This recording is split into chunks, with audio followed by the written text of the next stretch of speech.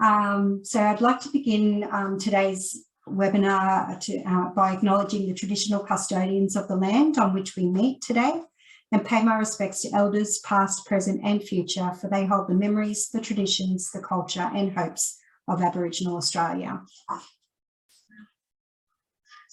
So if you have any questions throughout today's session, please pop them in the chat, and if we have time, we will try to answer these at the end. We appreciate if you can complete the evaluation form that will open when you leave the session to ensure we continue to provide relevant information for you. And I would like to hand over now to Emily from the Public Health Unit to begin. Over to you, Emily. I'll stop sharing. Thanks very much, Amy. Okay, all right, thank you. So I welcome everybody. Thank you for attending today. I just wanted to start by telling you that there is a lot of information in this presentation. So I hope it's not too much. There is a lot going on in public health and in immunisation at the moment, which I'm sure you're aware of in your GP setting. As Amy said, I'll do my best to try and answer the questions in the chat at the end, or if there's something that I'm not sure of, I will take the questions on notice and send the details back through to Amy for distribution. Okay. So we're going to talk a little bit first about monkeypox, some updates about JEV, a reminder about influenza vaccines, some updates about COVID vaccines as well, a little bit about cold chain and vaccine errors, and then towards the end, a little bit about vaccine eligibility, which was one of the questions that Amy sent through to me that had come from you guys. A little bit about what we're doing around yellow fever accreditation and some other work that's happening in the Public Health Unit as well. So there's a lot going on, as you know. There's a lot of emerging issues that have happened in terms of healthcare, really, even COVID continuing as well. Okay, so as I'm sure you're aware from the media and general updates, monkeypox has now become an issue in Australia. So it's a viral infection that does cause a rash. Previously, there was outbreaks in other parts of the world, primarily it's sort of Africa, but we haven't seen monkeypox in Australia before. It can begin with a prodrome, so sort of like flu-like symptoms, so fever, headache and lymphadenopathy is typical. With this particular outbreak that we're seeing, there's a common sort of lesions in the genital area or the buttocks. Transmission is primarily skin-to-skin contact, although there is rare literature around that demonstrates respiratory droplet transmission, can be spread during sex. So infectious period for monkeypox is from onset of symptoms until all the lesions have formed scabs and fallen off, and then fresh skin has come up. At the moment, we're seeing local transmission in Victoria and New South Wales, but not yet in Queensland. So we, because it's a new sort of disease to Australia, we declared it a disease of national significance in July this year. As at 23rd of August, there's 102 cases in Australia, only a couple in Queensland. And as I'm sure you're aware from the media, there's a large proportion of cases in the men who have sex with men community.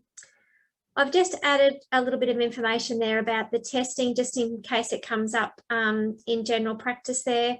So if you want further information about what kind of testing is required, you can have a look at the PHLN website, which the link is there for you as well.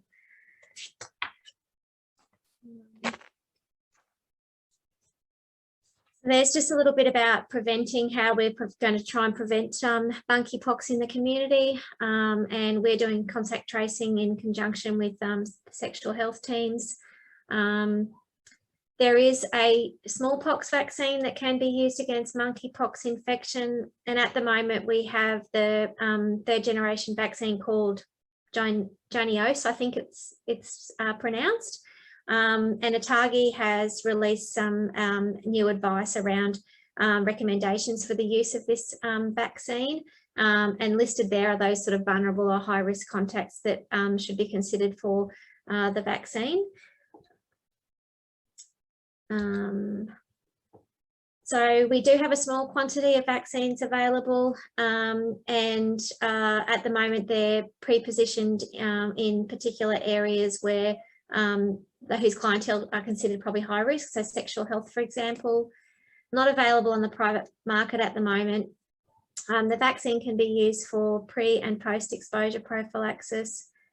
There is another vaccine that has been made for smallpox, but we're not currently using that in Australia, primarily because it requires specialist kind of training, but also because it's quite a reactogenic vaccine as well.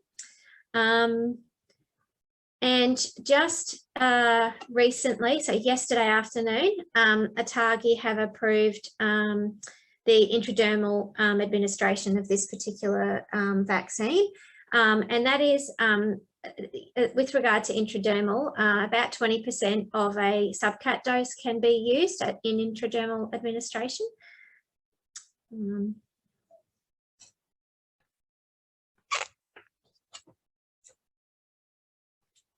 So vaccination is recommended 4 to 6 weeks prior to exposure as well, where possible.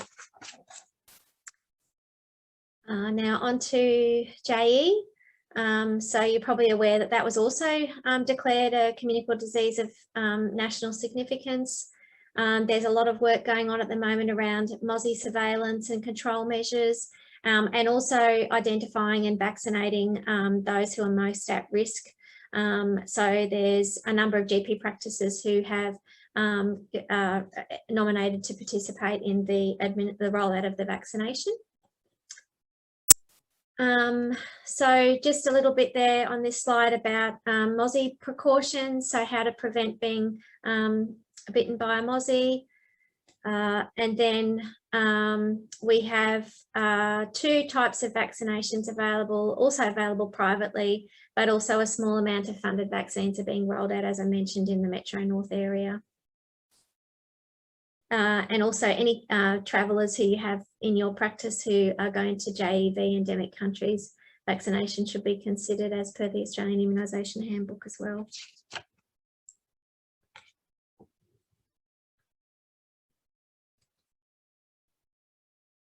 ATAGI and the Communicable Disease Network of Australia have also released information about the disease itself, but also about vaccination. So in this slide, is the high-risk people, the high-risk groups that are indicated for vaccination currently. And as you know, it's sort of around piggeries, pork abattoirs, as well as anyone who works with mozzies and could be exposed to the virus. So I just wanted to make mention of the influenza vaccine as well. So I know that this year was a little different for all of you with regard to the free flu vaccine drive, and I just wanted to acknowledge all of your hard work in that space. So this slide just talks a little bit about the different the different viruses and how they're spread, and the fact that usually places such as childcare centres, aged care facilities, boarding schools and that sort of thing are places where influenza is more easily spread. So I just wanted to include this slide because it shows something probably a little bit different to what we potentially expected. So you can see that there was a peak sort of in May, June, and now the notifications are starting to trend down a little bit. So it was a bit of an earlier peak in the season this year as well.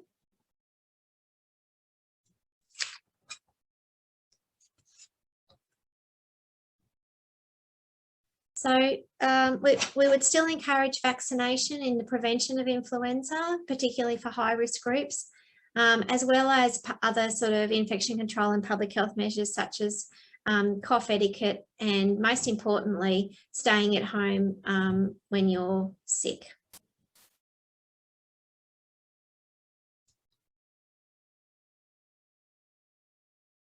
It's just a little bit about the composition of the 2022 influenza vaccine and the different vaccines that we have available to us, which I'm sure you're very familiar with. So we're still encouraging vaccination, as I said before. It's never too late to vaccinate. And if anyone's travelling to the Northern Hemisphere, for example, they might like to consider, in conjunction with their GP, you know, vaccination.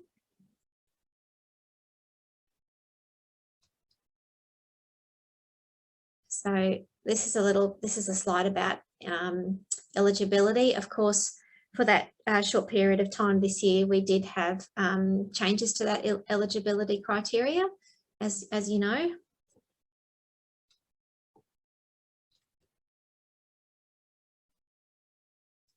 So just a reminder that the vaccines for this year are 0.5 ml for everybody, and there's no need to halve the dose of the vaccine.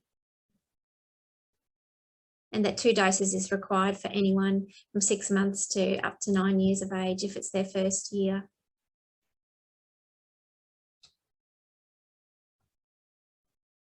Okay, just a little bit about COVID. I know that I think everybody in healthcare is a little bit fatigued over COVID. I appreciate that, but I just thought I'd mention a few recent changes to COVID vaccines. So, or the advice around COVID vaccines. So obviously, as you know, there was a big surge in case numbers recently, and we're now seeing a kind of levelling off or settling of that, thank goodness. The CDNA recently changed the reinfection risk, and so people can become reinfected with COVID 28 days or more after finishing their isolation period. We've been getting a little bit of some calls, some communication questions around antiviral. So antiviral medicines and criteria for COVID. So I just added that link there in case that would be useful for you. Or 2 links there about COVID antivirals, and that might be specifically useful if GPs have got patients in the aged care setting as well. As you're aware, there was the winter dose. There was a bit of a drive for the additional 4th dose for, I guess, higher risk people, 3 months after at least 3 months after the first booster.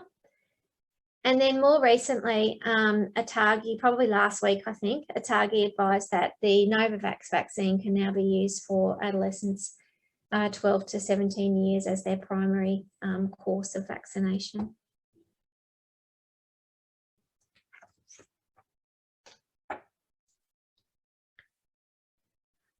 Oh, that was just another graph to show you the levelling off of the COVID cases. There was quite a kind of really sharp rise in cases, and then the levelling off now that you can see there. So also just to comment about the introduction of COVID vaccination for children aged 6 months to 5 years with severe immunocompromise and disability. So that's a reasonably new update, probably in the last month or 2. So Moderna is recommended for that, that age group.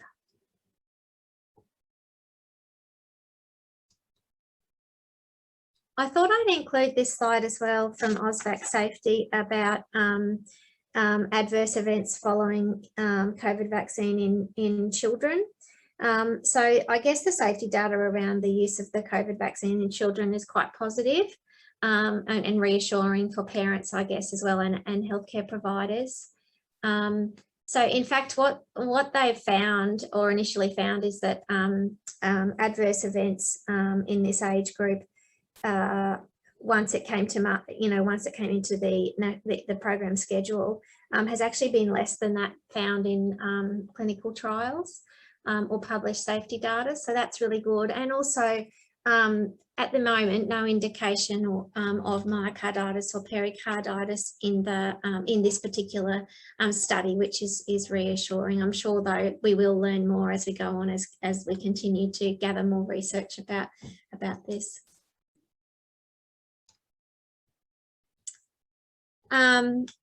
Well, I'm sorry, but I think we need to include an obligatory few slides on cold chain. A lot of this stuff I think you will already know, and it will be a little bit repetitive and a little bit of a refresher, but it is important. We are sort of seeing some issues with vaccine management and storage in practices at the moment. So this is just a reminder, and I think that it's challenging. I appreciate the challenge of, I guess, the workload in general practice, but also things like an increasing number of fridges to manage and that sort of thing since COVID. So I think it's become more complex, vaccine storage and management in the general practice setting. So I acknowledge that, that difficulty and that challenge. So I guess it's the reason we think, that we want to talk about it. It's really important to make sure that we have a safe and effective national immunisation program. And GP practice and GP nurses are absolutely integral in the national immunisation program. And we know that you give the majority of the vaccines to the population under the national immunisation program schedule. So your role can't be understated at all. It's very important. I guess it's really important to know that if we don't keep vaccines properly as per the National Strive for 5 guidelines, then it would mean that potentially patients are getting vaccines that don't work, which we don't want. And as you know so well, cold chain breaches are a lot of work. They can mean a disruption in the service and all sorts of different issues as well for the practice. And we want to try and avoid that as best we can. Okay, so this is a bit of a repeat of what I've just said. I guess there's been a few things that we've identified that we want to try and support everyone to get on top of. So just things like packing of ESCIs, a lack of understanding of the equipment, perhaps some nurses being new to the practice and not having being upskilled around vaccine management, sort of interrupted temperature records, so no temperature records at all in some cases, that sort of thing. I think everyone has a data logger now as per the Strive for 5 and all of your fridges. It's really important that everyone in the practice who's responsible for vaccine management and storage in the practice knows how to use their data logger. There's lots and lots of different brands, and so you really have to be up with your specific brand of data logger. You also need lots of min-max thermometers, so you need one for each ESCI and one for each fridge in the situation where you have a power outage or an issue. And then other equipment to use in the case of a cold chain breach or a power outage, so ESCIs, bubble wraps, ice packs, that sort of thing. I know that developing the vaccine management protocol can be a challenge at times, particularly when you've got competing priorities, but we're here to help you to develop that document so that it's user-friendly and useful for you in your practice and specific to your practice. And hopefully it's a document that helps to manage a cold chain breach in the long run and manage all your equipment to prevent a cold chain breach. Anyone that works at the practice on vaccine management and storage should know where that is and should know how to use it.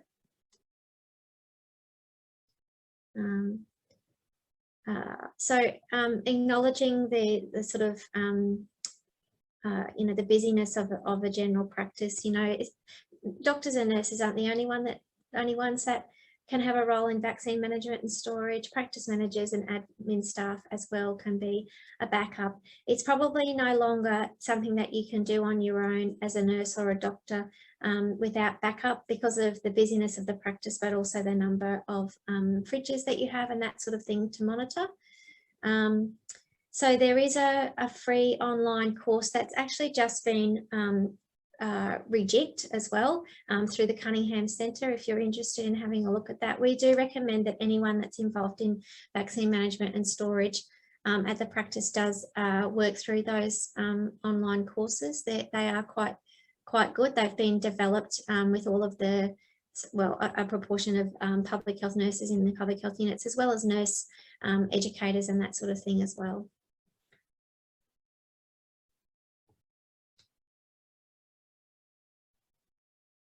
Okay, this is just a note about making sure that all of your equipment is regularly monitored and looked after, and that you make sure that you check when you receive vaccines if cold chain has been maintained. Just popped a note in here down the bottom. So I think that QHIP, or Queensland Immunisation Program, sent out an email to all the practices recently that portable camping fridges and freezers are not to be used to store vaccines at all.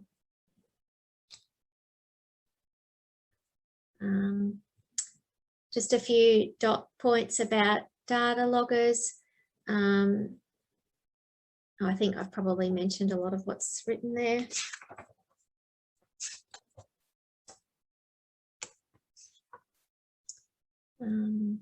So just a little bit about how to organise your vaccines in the fridge.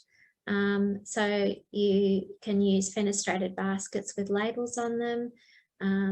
Vaccines must always be stored in their original packaging. Make sure that you rotate the stock and probably keep stock to a minimum so that you can reduce the wastage. And always make sure that you check the temperature records first thing in the morning and last thing when you leave.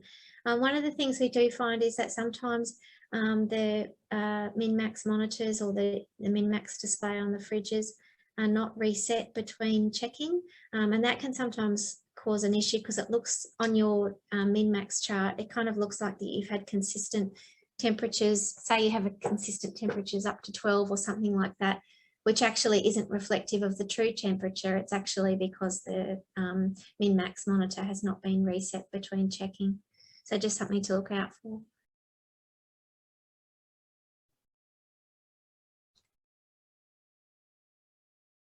Okay. So if you do get a cold chain, it's really important to make sure that if you get a cold chain breach or anything outside 2 and 8 degrees, with the exception of a rise up to 12 for less than 15 minutes, that you report it straight away. Because in that, if we just make sure that we report it straight away and none of the vaccines are used, it's much easier to manage and hopefully much less stress for you. So if you think there's something wrong with the temperatures, or you found that when you come in on Monday morning that something's happened over the weekend when you download the data logger, or the fridge is alarming or something like that, just straight away make sure that everyone knows in the practice not to use the vaccines, and then let QHIP know, and we will give you a call and we'll work through it together, find out exactly what happened, and trying to put some new strategies in place to fix the issue, or to address the current vaccines that are in the fridge and have been affected by the particular breach. Sometimes if it's a little bit of a difficult or tricky situation or a complex situation, you may need to reschedule your appointments for a period of time. But unfortunately, sometimes that does have to occur because we just have to get to the bottom of the situation. We're really looking for why the breach occurred so that we can prevent it from happening again, because we just don't want sort of to have a cold chain breach. We're not quite sure why, and then you order again and then something else happens, and then it's kind of potentially two orders affected and that sort of thing. So we do have to get to the bottom of why a cold chain breach occurs, which unfortunately can take a little bit of time.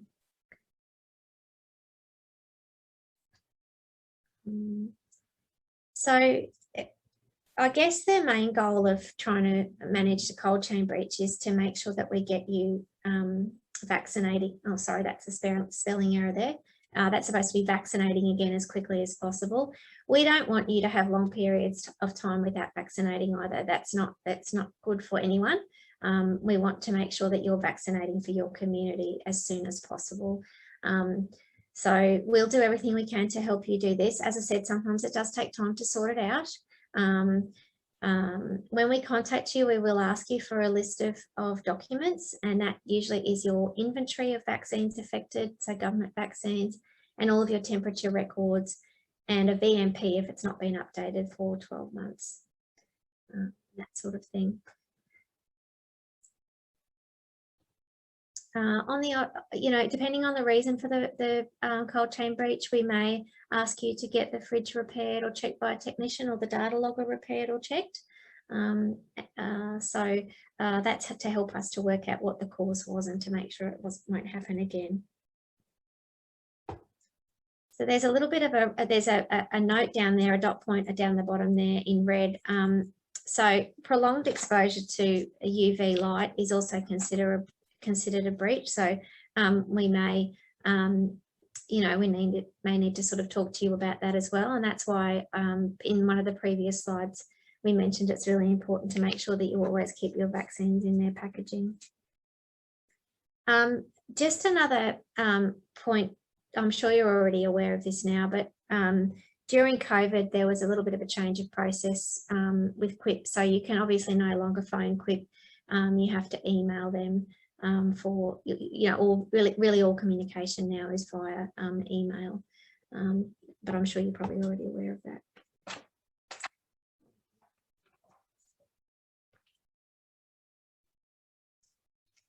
Okay, so the next part of the session is a little bit about some questions that you sent through to Amy, and also based on some questions that we have been getting at the Public Health Unit as well. So sometimes the question about funded vaccines for adults is not easily kind of found.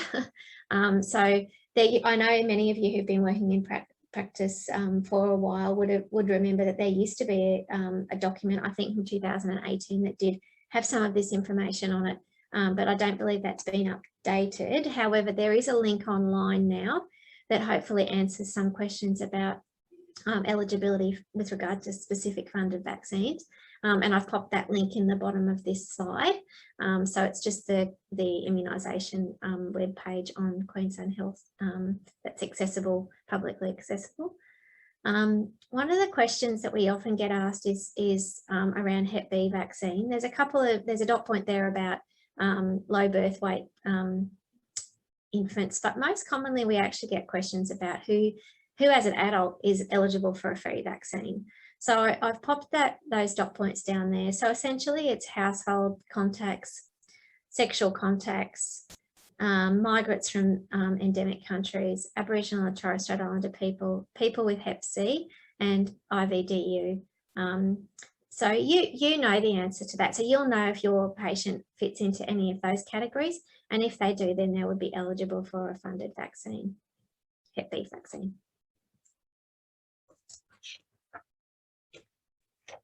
I just thought I'd add a few more kind of adult vaccines as well that you might come across and wonder whether or not your patient is eligible for a funded vaccine or not. So a few years ago now, the recommendations around pneumococcal vaccines changed. So we kind of prioritise or give Prevnar first. And then depending on your category of risk, then pneumococcal vaccine, 23 vaccine may also be indicated. There's tables in the Australian Immunisation Handbook, but I actually find the NCIRS fact sheet about pneumococcal vaccines, I don't know, I just feel like it's a little bit easier to work through. So maybe you might find that a bit easier too. So I've popped the link there for you as well. So if people fit into the at-risk category, then they would be funded for those vaccines. And it's the same for meningococcal vaccines. So for those people who are hyposplenic or asplenic, they would be eligible for those, a course of meningococcal and B and ACWY, and quite useful information in the Spleen Australia. They have, and I've popped the link there for you, they have a nice schedule for adults and children on Spleen Australia website, which might be helpful as well. So as you can see in this slide as well, the HIB vaccination is also funded if someone hasn't, if an adult, for example, has a incomplete or no dose course, didn't have anything, or it's incomplete when they were children as well. So they would be funded as well if they're asplenic or hyposplenic. I've popped a few links there down the bottom of this slide as well around funded vaccine. It's probably, the ATAGI advice is probably more also around the recommendations from for those different groups of people, at-risk groups. So Aboriginal and Torres Strait Islander people as well, obviously, are eligible for additional funded vaccines. Hopefully those documents would be useful for you as well in terms of doing any sort of catch up, or if you have people that you know are already are at risk, then potentially having a look to see whether they've been vaccinated according to these recommendations, and then updating them with their vaccination or catching them up as adults as well. That's also important. I know we do a lot of catch up for kiddies in general practice and in public health, but adult catch up is also important if they have particular risk conditions as well.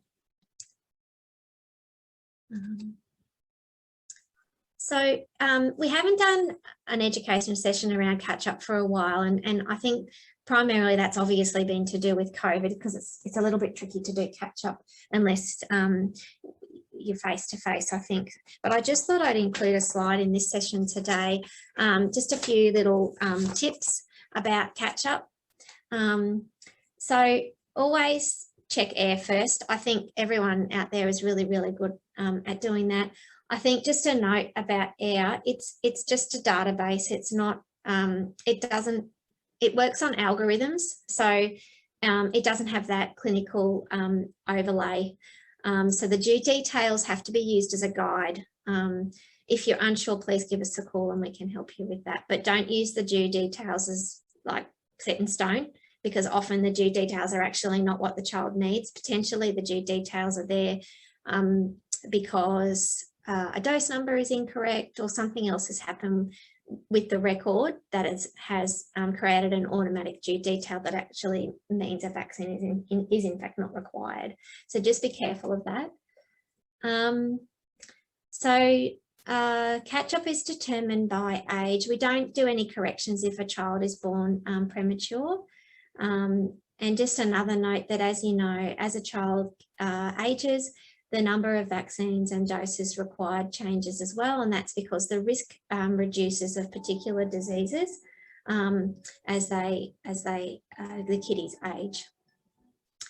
We never restart again. We just build on previously documented doses. So I just wanted to sort of bring your attention to the word documented. Doses must be documented. If we've got no evidence of vaccine doses, then we have to assume that the vaccine has not been given. It's important to give as many vaccines that are overdue as soon as you can. So try and give as many as you can on the day within reason, depending on what's due. You can prioritise catch-up vaccines based on antigens that have not previously been received. So say a child's had a couple of hexas, but they haven't had an MMR or an Immunrix, and they're due another hexa, and the mum says, oh, I only want 2 vaccines, well, then you would prioritise the MMR and the Immunrix, because the child had already got some protection for DTPA, IPV, Hep B via HIB via the previous hexas. So no catch up for birth dose Hep B greater than 7 days. Hopefully everyone's pretty familiar now with the digital Australian Immunisation Handbook. It's a really good guide, especially the tables, and I think at first it was hard to navigate, but I feel like the more we've used it, the easier it's become to actually navigate. I've just put a dot point there about please make sure that you email us or phone us if you're unsure before you give the vaccines, because we can help you that way. And sometimes it's a bit more difficult if the vaccines have already been given and potentially they maybe weren't required or something like that. There's also the catch-up calculator on the handbook. I'm not sure of how many of you find that useful, but that's a variation of that original South Australian calculator that was around a few years ago. And just another reminder that all vaccinations given in Australia need to be uploaded to AIR, which you do really well anyway. Some of you might be familiar with this document that on this slide. So this is the catch-up document worksheet that Paul, my colleague, many of you will probably know Paul, developed some time ago. So we've got these catch-up documents. We've got one for an Indigenous child, one for a non-Indigenous child, and some adult ones as well. So if this is useful for you, this document, please let us know and we can send it out to you and you can utilise it in your catch-up. And we do ask that you have a little crack at trying to do a catch-up as best you can before you give us a call, and then we can work through it with you. And we have found recently that lots of you just call up for confirmation, which is absolutely fine. And you don't really need us, you do a great job, but you're just sort of confirming, which is absolutely fine. Just a couple of things about some recent calls that we've received where vaccines have been given in error. So just a reminder that the first dose of measles containing vaccine needs to be MMR, not MMRV. So if a child is under 4, so don't give MMRV first if a child is under 4. I know probably the reasoning why is to try and get as many vaccines and get the varicella in quickly, but that is not the recommendation, and it's due to a signal that occurred when before the vaccine was on the market, I believe, in initial research, where children that were given the MMRV first under 4 had an increased risk of febrile convulsions. So just watch out for that one. We had a couple of concerning errors around Rotarix vaccine given well outside the recommended age guidelines. So just remember that vaccine needs to be given in those age guidelines, and there are the Rotarix wheels that you can get from the pharmaceutical companies that are a really good tool. If in doubt, just give us a call and we can try and help you with that. But often children who are quite overdue for vaccines won't require, depending on their age, won't require the Rotarix because it's well outside the age recommended. And the reason for that is that in the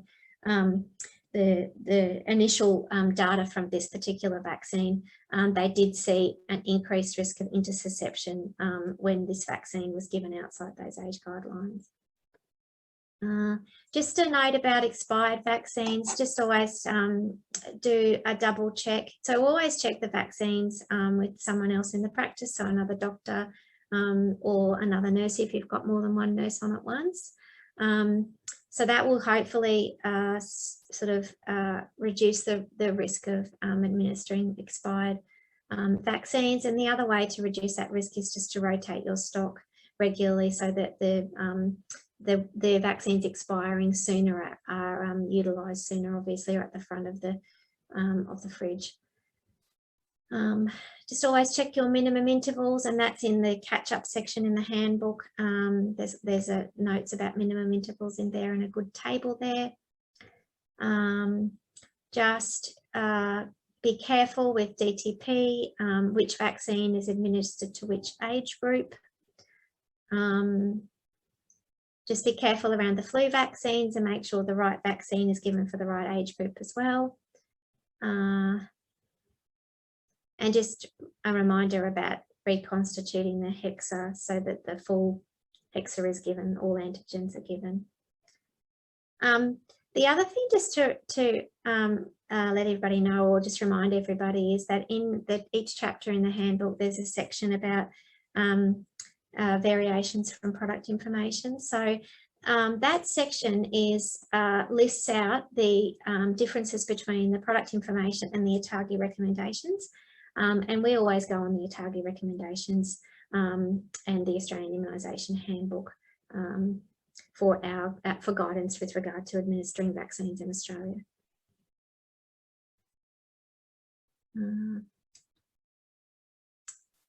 So some of you will know about these activities because you've been in contact with us.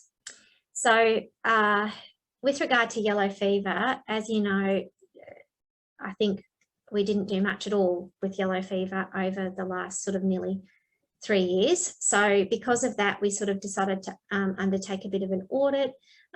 So we would have contacted you if you were a yellow fever provider in the past prior to COVID, and we've either updated your details or you've made a decision not to administer yellow fever. Now, if you've made that decision, that's absolutely fine. If you would like to change your mind about that, or you'd like to reaccredit, then you can always do that down the track.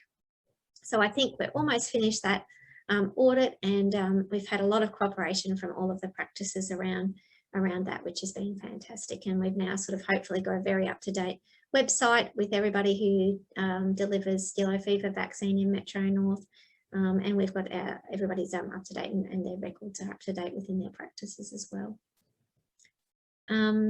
So we're also doing a VMP audit, so we'll be in contact with you if we haven't received an up-to-date VMP recently. So that's actually a requirement for all vaccine service providers, and you can contact us every year for an up-to-date template, and we can also assist you with that. Hopefully that template is as user-friendly as possible. If you've got any feedback about that template, more than happy to receive that, happy to receive a call or an email from you about that. I also wanted to include here a note about QHIP works. So there are various parts of Metro North who are now, or various units within Metro North who are now using QHIP works to communicate securely with GPs. And so Metro North Public Health Unit have also implemented this system. So we'll be no longer using faxes, and we'll be using this, we'll be transitioning to this, this digital option or platform to communicate any confidential information about cases to GPs. So for example, you might receive, or the GP might receive, a document from us about a patient who's been tested for dengue, or flavivirus or something like that, or Shigella, and there we would send you a communication asking you to complete some questions about the risk factors associated with that patient so that we can determine the best follow-up from a public health perspective. So although if you're not already signed up to QHIP Works, the initial communication from us will prompt you to sign up. It's just a once-off. Once you've done that, then you have access to any of the units or the work or the operations within Metro North who utilise this system to communicate with GPs. I just wanted to let you know. I'm happy to answer any questions about that if you want to call me or email as well. Okay. So I think we've come to the end of the session. I think I've popped our details here. The fax is still included, but we're hoping that you don't use the fax, and our emails as well. But I think many of you are very used to engaging with us via email now as well. So I think that's probably all I've got to say today. So Amy, I'll hand back to you. Thanks, Emily. There is a couple of questions. Cool. So the first one's from Imogen. She's asked, so a rise up to 12 degrees for less than 15 minutes, we don't have to report? Yeah, so that's right. So if you just have a look in the front of the National Strive for 5 guidelines, that's what that says. It often happens if you've opened the door for too long or something like that. But as long as it's, yeah, there's a line in there in the National Strive for 5 guidelines that mentions that. Yeah. Thank you. Also, Erin has 2 questions. The first one is Hep B funded for MSM? Not specifically for MSM, but if you have a sexual partner who has hepatitis B, then that would be an indication for providing a funded vaccine. Okay, and the other question from Erin is Men ACYW funded for HIV positive people? No, I don't believe so. So unless they've got a specific complement disorder or they're hypersplenic or asplenic, I don't believe that that's included in the funding requirements, unfortunately. Yeah. Okay, thanks, Emily. That was all the questions that were in the chat. Okay. But if anyone does have any other questions or would like to speak to Emily, as she's noted, the email address and phone number is on this slide. So thank you everyone for attending. Just for your reference, the slide and your certificates will be sent out within the next week or 2. Just a reminder that certificates are only given to those that registered and attended today. Also, just for future reference, when you register for the PHU immunisation webinars, you should receive an automatic email back with a Zoom link to acknowledging your registration. So if you can, I had a couple of calls today just before the session started. One it was found in the spam box, their spam box. So if you can check that, the email would go to the email address that you put down when you registered. So that's just for future reference. So if you don't receive an email back straight away or the next day, if you can contact me either by email or phone, and I can fix that up. So, but if that's everything, thanks everyone for coming. Thanks, Emily. Thank you. Thanks, Amy. Thanks, everyone. Have a good afternoon, everyone. Thank you. Bye.